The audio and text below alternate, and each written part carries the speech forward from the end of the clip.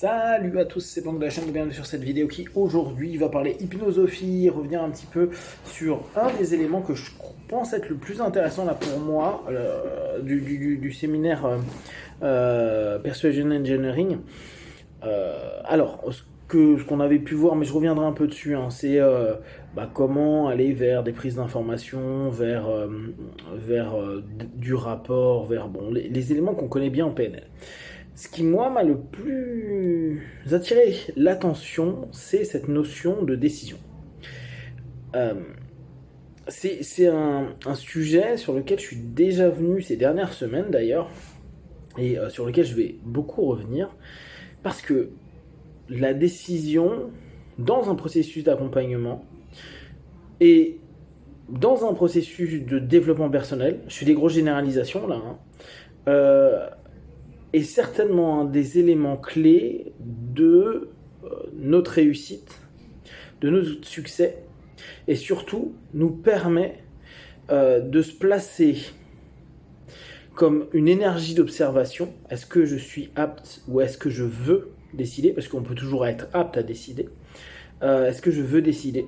Sachant que décider va entraîner des conséquences qui vont être donc la décision. La décision, ça va être un engagement qui va emmener une responsabilité qui va donc demander des actions, des pensées, des mots, des gestes, des émotions, donc un état interne, et qui, derrière tout ça, va exploiter, va utiliser de l'énergie.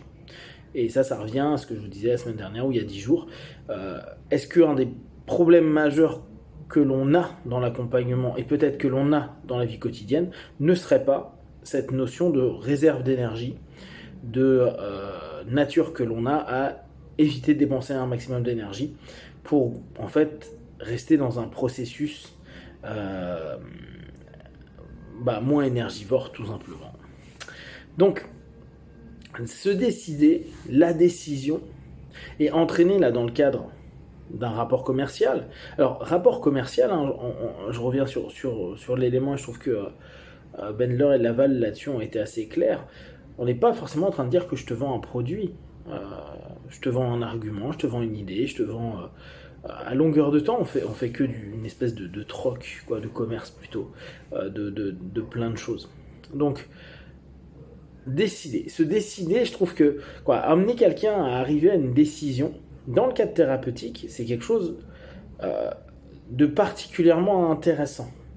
Alors attention, il y a les décisions à la con, souvent au travers de la question et quand est-ce que tu vas te décider à commencer cette chose?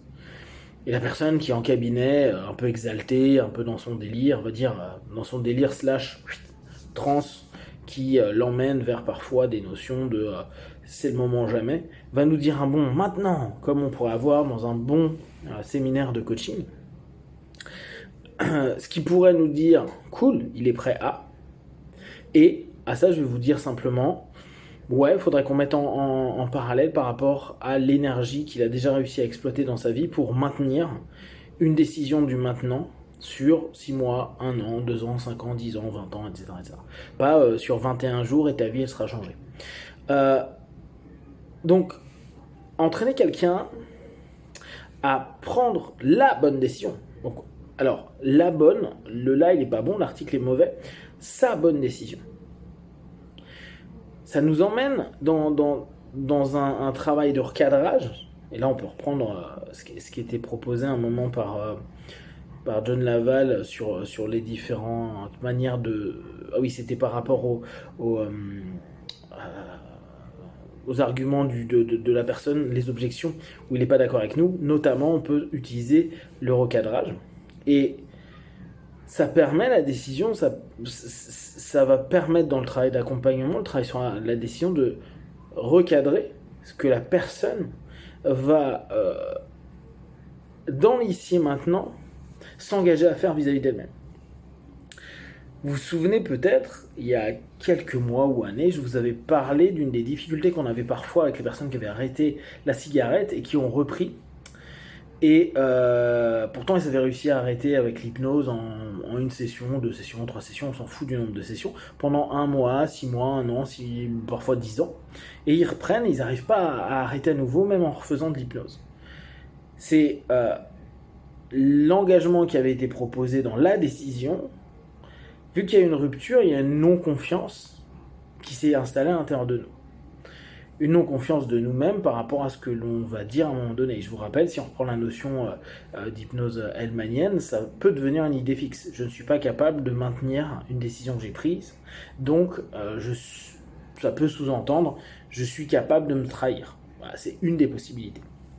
Donc après, difficile parce que comment je vais pouvoir me dire oui, avec l'hypnose je vais le faire, ou qu'importe la thérapie, alors qu'en fait je peux me trahir, je peux trahir ma décision à un moment donné.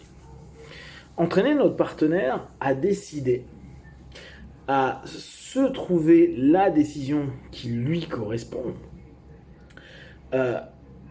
c'est un boulot où je trouve qu'on a énormément de paramètres à prendre en compte.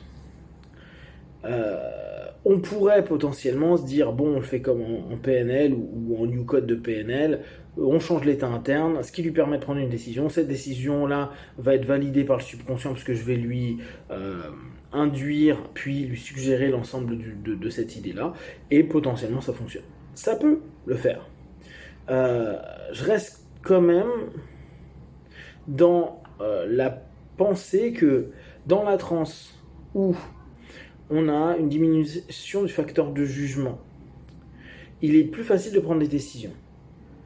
Par contre, quand le facteur de jugement revient, on peut juger que sa décision était conne. Si en plus, les feedbacks de la dite décision ne répondent pas à la projection que l'on fait ou demandent trop d'efforts, et là on vient au rapport d'énergie par rapport à ce qu'on avait décidé, il se peut que ce facteur de jugement nous flagelle et on maintienne d'une certaine manière où on fait revenir notre ancien processus. Donc je pense qu'il y a un boulot qu'on a à porter qui va être vraiment je vais réutiliser le mot de tout à l'heure, de recadrer la capacité de décision, la volonté de décision à un moment donné, par rapport à la thématique et la problématique.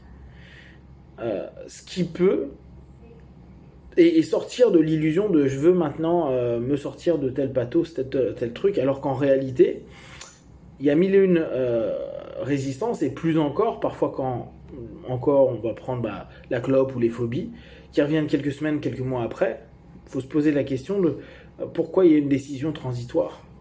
Qu'est-ce qui n'a pas répondu correctement à cette décision, et donc quelles sont les attentes qui sont générées ou en amont avant cette décision. Les attentes qui, là encore, peuvent être excessives, et dès qu'on a des discours un peu trop coaching PNL parfois, en mode t'es limité, t'inquiète pas, c'est juste ta pensée qui te limite, on risque d'avoir une attente excessive du retour par rapport à soi-même et de sa décision qui va être complètement en distorsion si on reprend un métamodèle, et dès lors on risque d'avoir un fail, un échec qui est quand même assez important. Alors je vous invite là à réfléchir sur les décisions, les vôtres, les décisions, le travail sur les décisions que vous faites faire à vos partenaires. Est-ce que vous le faites ou pas?